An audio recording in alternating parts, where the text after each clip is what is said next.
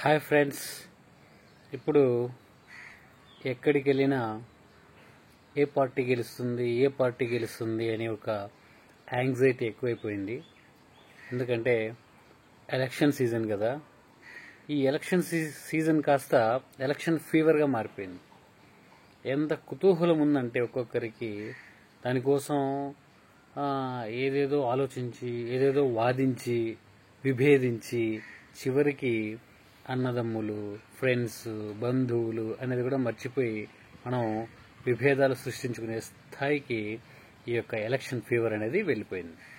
So నేనేమంటున్నానంటే friends, ఈ elections ఈ 10 రోజులు, ఈ నెల రోజులు ఉంటాయి. ఆ తర్వాత వాళ్ళ పని వాళ్ళు చేసుకుంటారు, మన పని మనం చేసుకోక తప్పదు.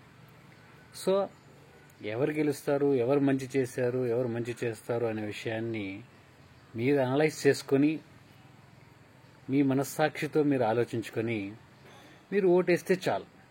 అంతేకాని దానికోసం వాదులాడి, యుద్ధం చేసి, కొట్లాడి, విభేదించి మీ మిత్రులను, మీ బంధువులను, మీ స్నేహితులను, మీ యొక్క అన్నదమ్ములను ఎవరిని దూరం చేసుకోవాల్సిన అవసరం లేదు.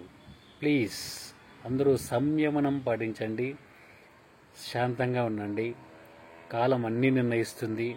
ఎవరికి ఏమి ఇవ్వాలో అన్నీ ఆ కాలమే నిర్ణయిస్తుంది. మీరు చేయవలసిన దాన్ని మీరు చేయండి. మీ మనస్సాక్షిని నమ్మి మీరు ఓటేయండి. That's all.